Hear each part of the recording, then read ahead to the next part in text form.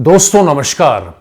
ऐसे समय में जब उत्तरी भारत के मैदानी इलाकों में गर्मी अपना कहर बरपा रही हो और उसकी चपेट में आने से सैकड़ों लोगों की मौत का आंकड़ा डरा रहा हो, ऐसे अफरा तफरी वाले गर्म समय में अगर यह सूचना आए कि अत्यधिक सर्दी और बर्फबारी से 9 लोगों की मौत हुई है, तो दुख के साथ आश्चर्य तो होगा ही। आश्चर्य और हैरानी इसलिए भी बढ़ जाती है क्योंकि जिस उच्च हिमालय ट्रैक के सैर सपाटे पर यह दल निकला था, उस ट्रैक की अधिकतम ऊंचाई मात्र 4600 मीटर या 15,000 फीट थी। यह ऊंचाई सामान्य से ज्यादा तो है, लेकिन इतनी भी ज्यादा नहीं कि किसी की जान चली जाए। तो आखिर क्या वजह हो सकती है कि हाल ही में उत्तराखंड के दूरस्थ उत्तरकाशी जिले के सहस्त्रताल में ट्रैकिंग को गए 22 सदस्यों में से कर्नाटक राज्य के 9 लोगों की वहीं मौत हो गई। आखिर क्या कारण है कि अचानक तापमान में आए बदलाव के कारण हाइपोथर्मिया की चपेट में आए इतने लोगों की मौत हो गई?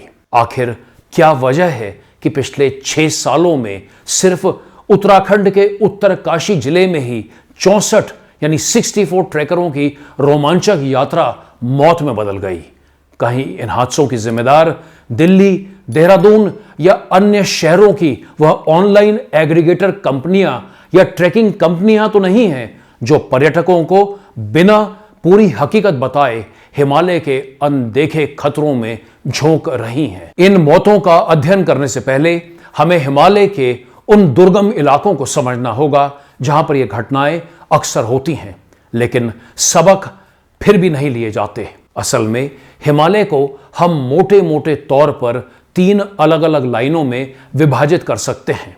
सबसे ऊपर है PSL यानी परमानेंट स्लो लाइन, उसके नीचे है टिम्बर लाइन और उससे भी नीचे है सामान्य इलाके। हिमालय में लगभग 5000 मीटर की ऊंचाई से परमानेंट स्लो लाइन शुरू होती है। यह वो इलाका होता है जहां से हमें हिमालय दूध सा सफेद दिखता है। इस 5000 मीटर की ऊंचाई से ऊपर कुशल पर्वतारोही ही जाते हैं, लेकिन इससे नीचे 3500 से 5000 मीटर तक की ऊंचाई पर साल के 8-9 महीने बर्फ रहती है और महज जून, जुलाई, अगस्त और सितंबर में ये इलाके बिना बर्फ के होते हैं। इन्हीं इलाकों में हिमालय की सबसे खूबसूरत झीलें, बुग्याल और पौराणिक शिव मंदिर मौजूद हैं। यही वो इलाके हैं जहां पर देश विदेश से सबसे ज्यादा टूरिस्ट ट्रैकिंग करने के लिए पहुंचते हैं।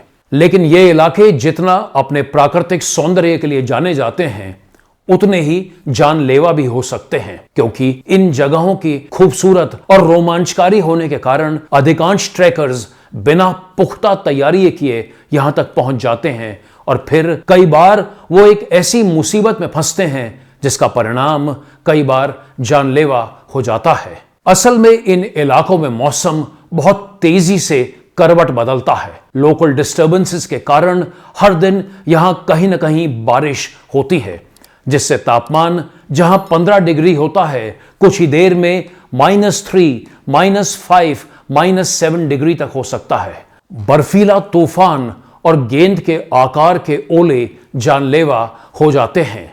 दिक्कत यह होती है कि इन इलाकों में पेड़ नहीं होते। ऐसे में बर्फीला तूफान और ओले से बचने के लिए कोई सुरक्षित जगह तक नहीं मिल पाती और अचानक मौसम में आए इस बड़े बदलाव और ठंड के कारण ट्रैकर हाइपोथर्मिया की चपेट में आ जाते हैं। हाइपोथर्मिया उस गंभीर स्थिति को कहते हैं जब शरीर का तापमान सामान्य से बहुत कम हो जाता है। यह स्थिति मुख्य रूप से ठंडे मौसम में लंबे समय तक बाहर रहने या ठंडे पानी में गिरने से होती है। हाइपोथर्मिया के लक्षणों में ठंड लगना, कांपना, थकान, भ्रम और धीमी सांसें शामिल है। अगर इसका तुरंत इलाज नहीं किया जाए तो यह जानलेवा हो सकता है। जल्द से जल्द चिकित्सा सहायता मिलने पर ही हाइपोथर्मिया के मरीज की जान बचाई जा सकती है। सहस्त्रताल में जान गंवाने वाले 9 ट्रैकरों की मौत का कारण यही हाइपोथर्मिया रहा। इन मौतों के बाद में सवाल उठता है कि हिमालय में होने वाले इन हादसों के लिए कौन जिम्मेदार है? अमर उजाला के वरिष्ठ पत्रकार राकेश खंडूड़ी की एक रिपोर्ट के अनुसार उत्तराखंड में ट्रैकिंग के लिए कोई मानक संचालन प्रक्रिया यानी SOP यानी स्टैंडर्ड ऑपरेटिंग प्रोसीजर आज तक नहीं बनाई जा सकी हैं। इसलिए इन हादसों के लिए सरकार और उसकी कमजोर नीतियों को एक बड़ा जिम्मेदार कहा जा सकता है। पर्यटन प्रदेश का ढोल बजाने वाली सारी सरकारें उत्तराखंड राज्य गठन के बीते 24 सालों में भी सेफ ट्रैकिंग को लेकर आज तक नीतियां नहीं बना पाई है। इससे बड़ी त्रासदी पर्यटन के लिए कुछ और नहीं हो सकती। हादसों का दूसरा बड़ा कारण बड़े शहरों की ऑनलाइन ट्रैकिंग एग्रीगेटर कंपनियां भी हैं। उत्तरकाशी के पत्रकार शैलेंद्र गोदियाल की रिपोर्ट के अनुसार ये बड़े खिलाड़ी थोक यानी होलसेल के हिसाब से हिमालय को साहसिक पर्यटन के नाम पर बेच रहे हैं। खुद मुनाफे का बड़ा हिस्सा रखकर मामूली रकम पर काम लोकल एजेंसियों को सब कॉन्ट्रैक्ट कर दिया जाता है, जिस कारण नियमों की अनदेखी करना लोकल ऑपरेटर्स की बड़ी मजबूरी बन जाता है। सहस्त्रताल के हादसे ने हमें बता दिया है कि ट्रैवल एजेंसीज ना तो ट्रैकर्स की स्वास्थ्य जांच करती हैं, ना ही उनकी उम्र देखती हैं और ना ही अपने गाइड के साथ पर्याप्त सुरक्षा के संसाधन भेज रहे हैं। यह भी कहा जा सकता है कि पैसे के लालच में ट्रैवल ऑपरेटर पर्यटकों, गाइड और पोर्टरों की जान से खिलवाड़ कर रहे हैं।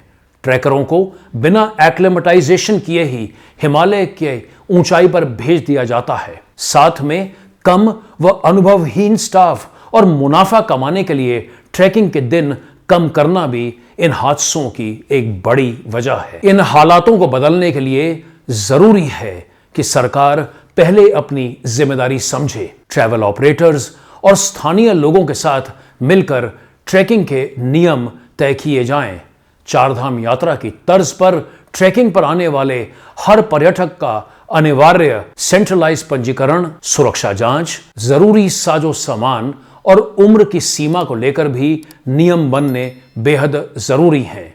ट्रैवल एजेंट या कंपनी की जिम्मेदारी भी तय की जाने की आवश्यकता है। अधिक दुर्गम इलाकों में जा रहे ट्रैकरों को सैटेलाइट फोन की सुविधा भी दी जानी चाहिए। इससे न केवल ट्रैकिंग सुरक्षित होगी बल्कि इमरजेंसी के हालात में फंसे लोगों तक तुरंत मदद भी पहुंचाई जा सकेगी। इमरजेंसी के हालात में किस तरह एक्शन लिया जाए और कौन से नियमों का पालन हो, इसे लेकर भी स्पष्ट गाइडलाइन बेहद जरूरी है। इतने हादसों और पर्यटकों की मौत के बाद भी यदि सरकार न जागी तो पर्यटन प्रदेश की आबरू बचना बेहद मुश्किल हो जाएगा, क्योंकि केवल सोशल मीडिया पर मार्केटिंग और प्रचार करके सरकार, उसके विभाग, ट्रैवल एजेंसी और टूर ऑपरेटर्स अपनी साख नहीं बचा सकते। इसके लिए धरातल पर मजबूत काम करने की जरूरत होगी। यही हमारी कर्नाटक के उन ट्रैकर्स और उनके परिवारों को सच्ची श्रद्धांजलि होगी।